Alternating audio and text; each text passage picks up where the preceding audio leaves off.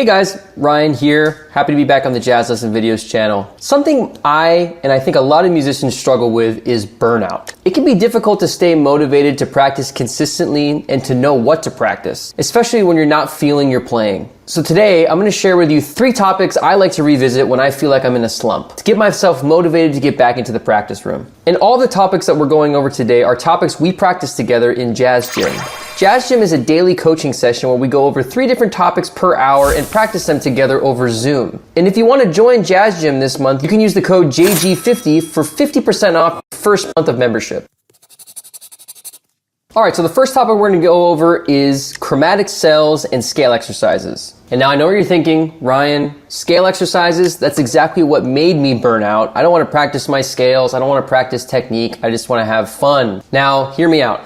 Practicing scales and technique can be fun and it'll make things easier in your playing. I like to play little games in my practice session with these scale exercises. I play this game with my scale patterns called the 60, 120, 200 rule or game. In this, and I'm going to go over these examples in a second, but we're going to apply any scale pattern in those metronome markings. So you get 60 BPM, nice and slow, full sound, then you double that, go to 120, make sure that you're connecting your notes and your lines, and then you go to 200. And then once you feel really good, try and go above 200. But I just like to keep my metronome markings in those 3 areas. If I can play something at 200 fluently, I really know it. So play that game with yourself, and don't worry about getting to 200 at every single practice session. That's just your goal. If you have an easier scale pattern that you know well and been playing for a long time, aim for that 200 marker or above. If it's a new one, aim for the 60 or the 120. For me, it's a nice goal to set for myself on something maybe I'm not super excited to practice. But let's go over a scale pattern that we do in Jazz Gym that I think is going to help you out. This is a major scale mode exercise. So we're playing these same 8 notes in every mode of our major scale. The modes of our major scale are Ionian, Dorian, Phrygian, Lydian, Mixolydian, Aeolian, Locrian, and then back to Ionian. So we're playing this shape, 1, 2, 3, 5, 4, 3, 2, 1 in every single mode. So I like to think about these modes to help me categorize and aim for certain notes of my major scale. So I'm going to play this exercise at the 60,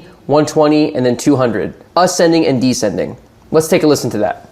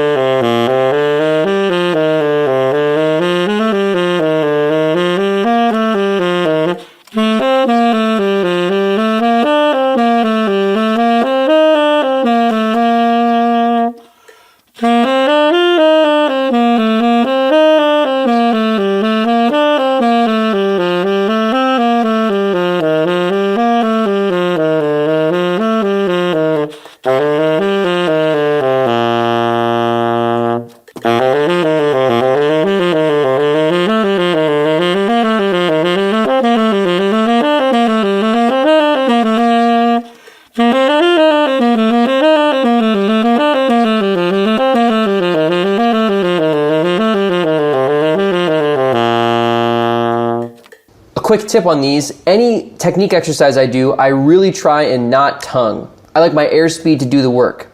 Airspeed and fingers, that's really what I'm working on. So during these exercises, I'm only going to be slurring. All right, let's move on to a chromatic cell exercise. These are like little finger twisters. They're great to maintain dexterity in your fingers. This is a 1 major 7 flat 7 1 chromatic cell, and it goes up and down chromatically. Same rules apply to this, 60, 120, 200. Here's me doing those at these 3 speeds, again with no articulation.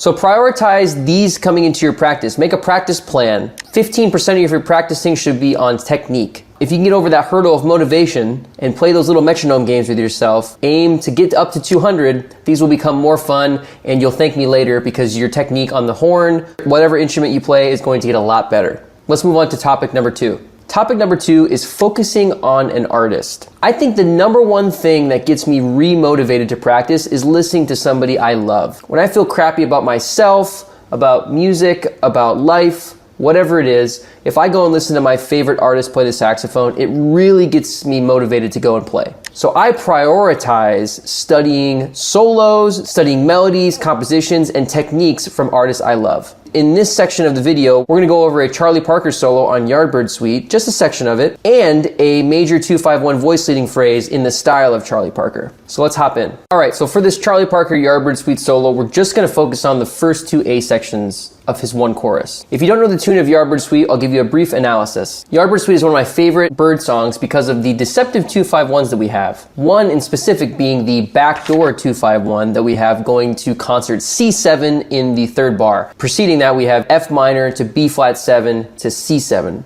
So 4 minor, dominant 7 to a new 1 chord. We call that a backdoor 2-5. So that's one sound that is really cool that doesn't happen in many Charlie Parker tunes, as well as the consistent dominant 2-5-1s. Rather than minor to dominant to major, it's a lot of the times dominant to major, which is also interesting to navigate. So let's take a listen to me playing the first 2 A sections of Charlie Parker's solo on Yardbird Suite, and then we'll move on and analyze it, and I'll tell you how to practice it.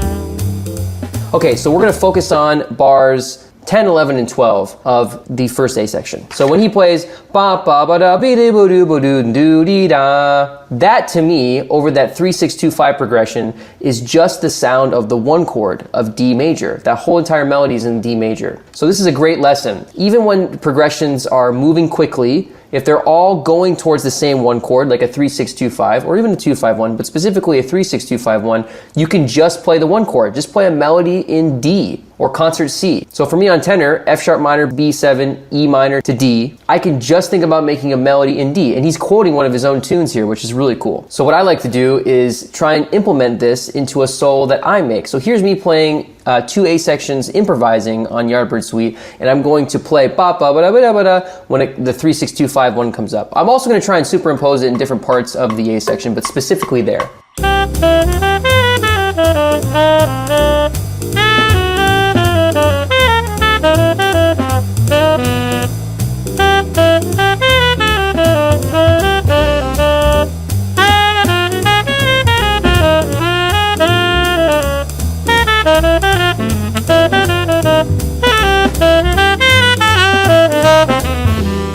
Okay, now on the second A section, one of my favorite phrases of his starts on the 2nd bar and ends on the 6th bar of the A section. So let's listen to that section real quick.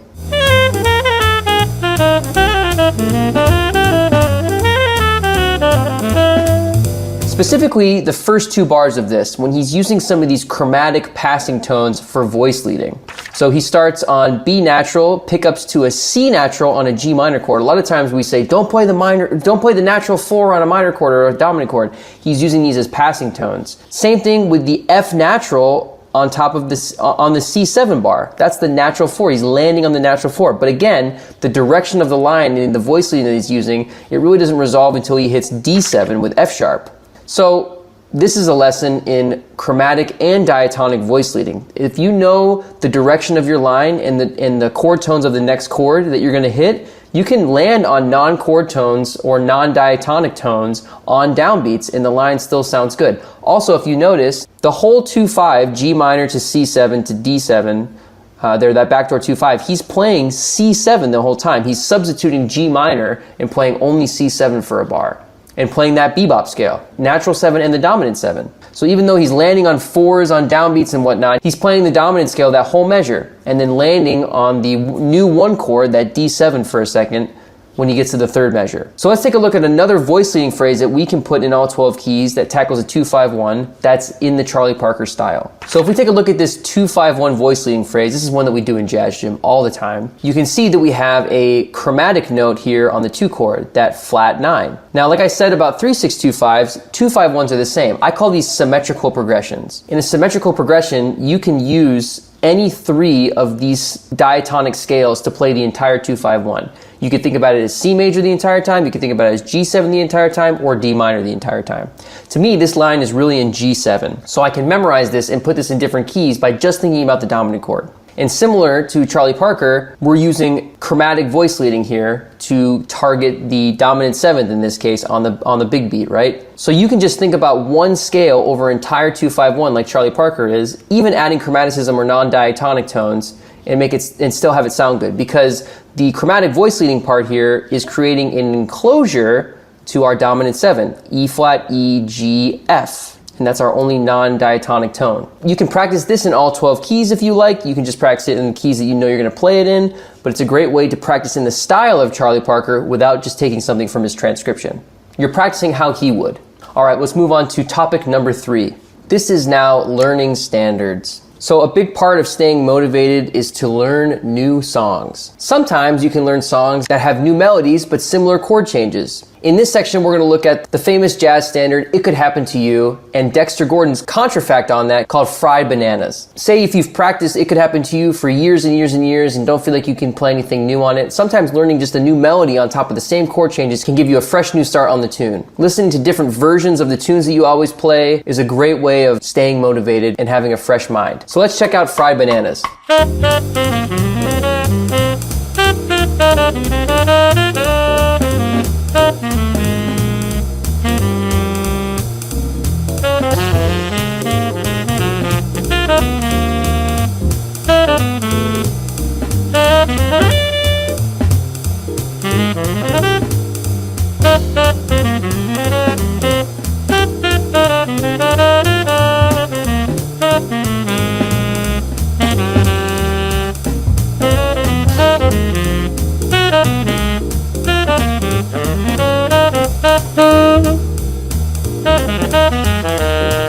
So those are a couple cool harmonic tricks that we can take from this melody that Dexter's written. One in particular I want to focus on is at the last 8 bars of the tune. There's some harmonic and rhythmic development that is really cool. So in measure 26, he's got this backwards arpeggio on G minor, diatonic, F, D, B flat, G. Then he goes up a minor third to play another arpeggio downwards, B flat minor. So it's got the flat 13, the 4, the flat 9, and the dominant 7. But the melody is so strong, he's like playing the same idea just in a different key. You hear the relation of the keys rather than what it sounds like on top of the chord, which is really interesting. So an idea I like to take is off of the extensions of a dominant chord in a 2-5-1. If I play an arpeggio starting on the 9 of G minor, A, B flat, D, F, A, G, and then I play the same thing now starting on the sharp 9 of C, E flat, E, G, B flat, D, C. It has a similar voice leading and the idea is being continued, but I'm not necessarily worried about why it works or what notes I'm playing harmonically. I'm just trying to continue the idea. And Dexter finishes the idea on the F major chord, now on the 9, and playing an arpeggio down A minor, G, E, A, C. So boo-boo-doo-ba, bee-boo-doo-ba, boo-boo-doo-ba, ba-da-ba-da-boo-bee-ba. Such a great phrase. It really just sings itself. And he has those kinds of ideas in other parts of the melody too. Measure 11, boo-dee-boo-doo-da, right? So G, F, D flat, C, landing on the 5th, F sharp, E, C sharp, B, landing on the 9th of A7. So he has these continuous like downwards arpeggios that he's kind of calling and responding, continuing the idea, continuing the phrase. Not always worried about why it works or what the notes are, but just continuing the phrase. I'm going to play a couple measures of Fried Bananas or It Could Happen to You, just trying to continue these arpeggio phrases. So I'm going to play ba-ba-doo-ba, bee-ba-doo-ba, ba-ba-da-ba-dee-ba, ba-ba-da-ba-dee-da, the 2 ideas I just gave you. And I'm just going to play it everywhere. And I'm not going to necessarily worry about what the notes are. I'm just going to try and continue that idea and make my own phrases on top of it. Sometimes thinking a little bit broader about your phrasing and your musical sentences can bring out new ideas that you normally wouldn't play when you're not so worried about the notes. And this is something that we can take from Dexter. So let's take a listen to me doing this.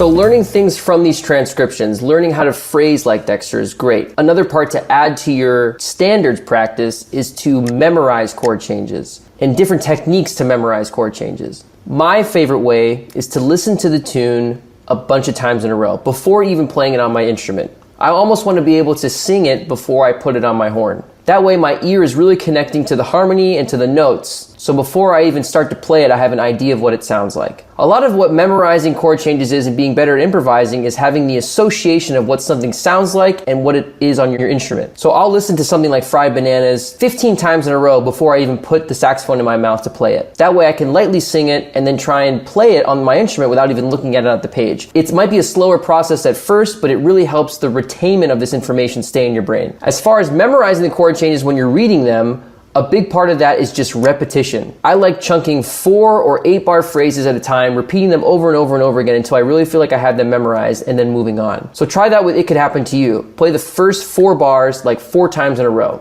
2 of them while you're looking, 2 of them while you're looking away. And just improvise with them. Just improvise over this. Use iReal Pro or a different backing track, just loop that section, improvise over it, 2 times looking at it, 2 times looking away. Then add another 4 bars and rinse and repeat this process. I bet you in 2 to 3 days, you'll have most of Fried Bananas or It Could Happen to You memorized. All this takes is 15 to 20 minutes every single day. Consistency beats quantity when it comes to memorizing. That concludes today's video. As I said in the beginning, all the topics that we covered today, we teach in a program called Jazz Gym, a daily coaching session membership program that we have here at Jazz Lesson Videos. Jazz Gym promotes consistent and productive practice sessions. In our hour sessions, we go over 3 different topics with a detailed practice plan for all skill levels. We have members of all ages and all different backgrounds. If you sign up for this program, you can study with people like myself, Chad Lefkowitz-Brown, Cecil Alexander, Nathan Gabriel, just to name a few. If you'd like to dive deeper into this content and find out more about Jazz Gym, click the link in the description below. And if you use code JG50 at checkout, you can get 50% off your entire first month of membership. So thanks for watching. Consider subscribing, clicking the bell, liking this video, and giving us a comment to tell us what you want to talk about next. And I'll see you in another video.